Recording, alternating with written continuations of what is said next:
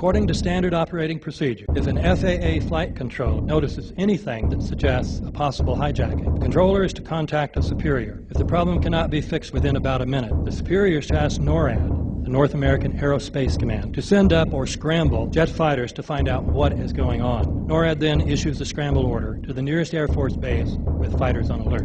Although interceptions usually occur within 10 or so minutes, in this case, 80 or so minutes had elapsed before fighters were even airborne. It's a mind-bending anomaly. Not a single U.S. Air Force interceptor turns a wheel until it's too late. There are no jets at all. What if they were so confused and had been so deliberately confused that they couldn't respond? The reason that they didn't know where to go was because a number of conflicting and overlapping war game exercises were taking place. It involved the insertion of false radar blips onto radar screens in the Northeast Air Defense Sector. Center Team U, we have a problem here. We have a hijacked aircraft headed towards New York. We need someone to scramble some F-16s or something up there to help us out. Is this real world or exercise? Is this real world or exercise? There was another exercise, Vigilant Warrior, which was, in fact, according to a NORAD source, a live-fly hijack drill being conducted at the same time. With only 8 available fighter aircraft, and they have to be dispatched in pairs, they were dealing with as many as 22 possible hijacks on the day of 9/11, and they couldn't separate the war game exercises from the actual hijacks.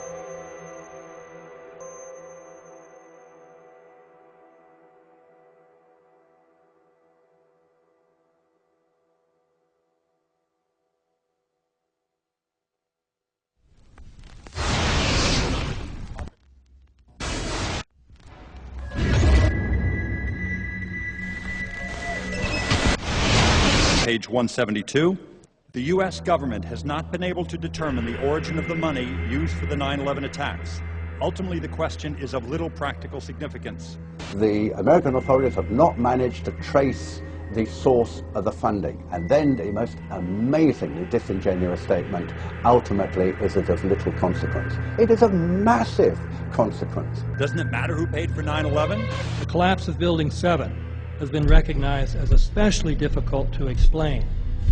The 9/11 Commission report implicitly admitted that it could not explain the collapse of this building by not even mentioning it. President, why are you and the Vice President insisting on appearing together before the 9/11 Commission? Because the 9/11 Commission wants to ask us questions. That's why we're meeting, and I look forward to meeting with them and answering their questions. Why you're appearing together rather than separately, which was their request? Because it's a good chance for both of us to answer questions that the 9/11 Commission is looking forward to asking us, and I'm looking forward to answering them. Let's see. Do you think they should be able to stand up and speak their own words? They should go under oath. They should be, yeah, in public.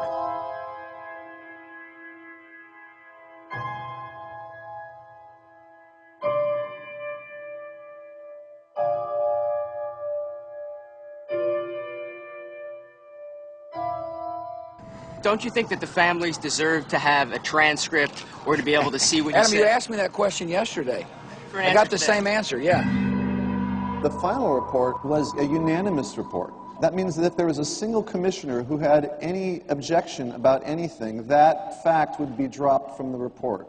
We have found out that he not only served on the transition team of the Bush administration, that he was a person who wrote a draft memo for the setup of the Bush administration's National Security Council, that he was an individual who wrote the preemptive war strategy that was eventually used for the war in Iraq, that he is a close friend of Condoleezza Rice's.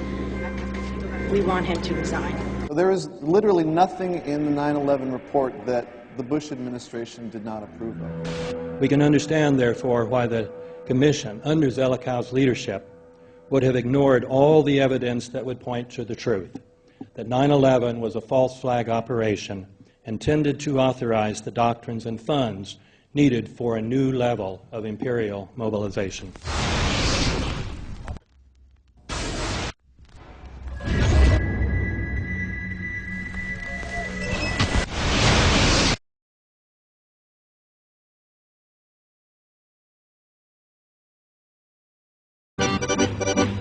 Armed with knives armed with chemical, biological, nuclear weapons. Fanatics, terrorists, September 11th. September 11th, killers, September 11th. Terrorists, Al-Qaeda, terrorists, nuclear weapons, terrorists. 9/11, terrorists, evil. September 11th, September 11th. The terrorists, war and danger. September 11th, terrorism, global terrorism, terrorism, terrorism. Terrorists, terrorists, terrorists, terrorists, terrorists. Terrorists, terrorists, terrorism.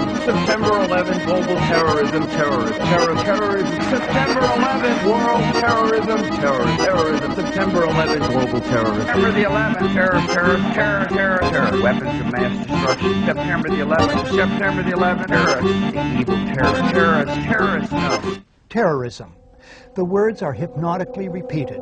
Terrorism, terrorist, terrorist threat, and of course, believed to be linked to Al-Qaeda.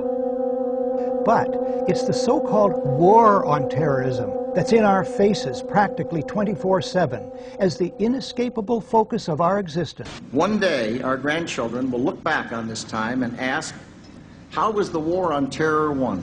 The entire U.S. ruling class, ruling elite, comes to see terrorism as the preferred means, indeed the only means, to provide social cohesion, to provide an enemy image for the society to keep it together. According to neocon theory from Carl Schmitt, you have to have an enemy image in order to have a society. It's a very dangerous thing because now it means that the entire social order, the political parties, intellectual life, politics in general, all based on a monstrous myth. Monstrous myth.